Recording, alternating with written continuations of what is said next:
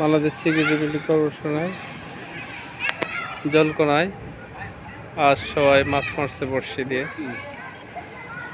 বড়শি দিয়ে অনেক মাছ ধরা হচ্ছে।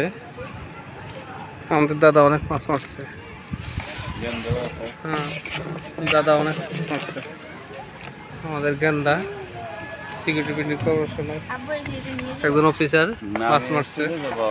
দাদা আপনি কিরম মাছ পাইছেন দাদা? আমি তো ওই দিকটা পাইছি 2-3 কেজি মাছ পাইছে আমাদের দাদা। সে খুব খুশি।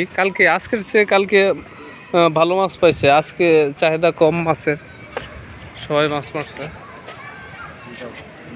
হ্যাঁ, সবাই মাছ মারছে।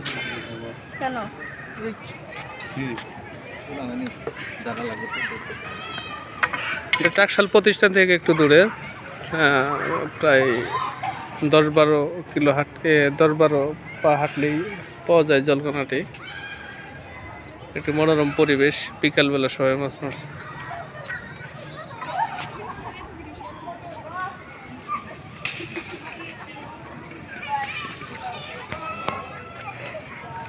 এখানে সরপুঁটি, মৃগেল, তারপর তেলাপিয়া মাছ, বিভিন্ন ধরনের মাছ পাওয়া যাচ্ছে।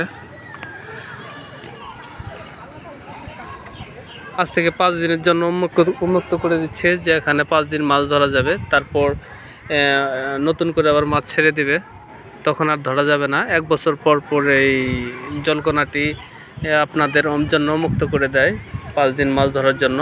এখানে কোনো ফি দিতে হয় না, সবাই যার যার মতো মারতে পারে। শুধু টাকশালের লোক মাছ মারতে পারবে, আর কেউ বাইরের লোক মাছ মারতে পারবে না।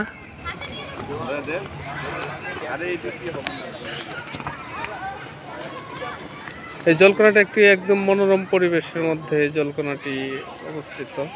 এখানে এটা হলো আবাসিক ভবন। এখানে টাকশালে যারা চাকরি করে সে আবাসিক ভবনে থাকে। এটাও আবাসিক ভবন টাকশালের। এটা হলো মেডিকেল। একটা জলকোনার উপরে একটা ব্রিজ। ধন্যবাদ। এ পর্যন্তই আজকে ভিডিওটি।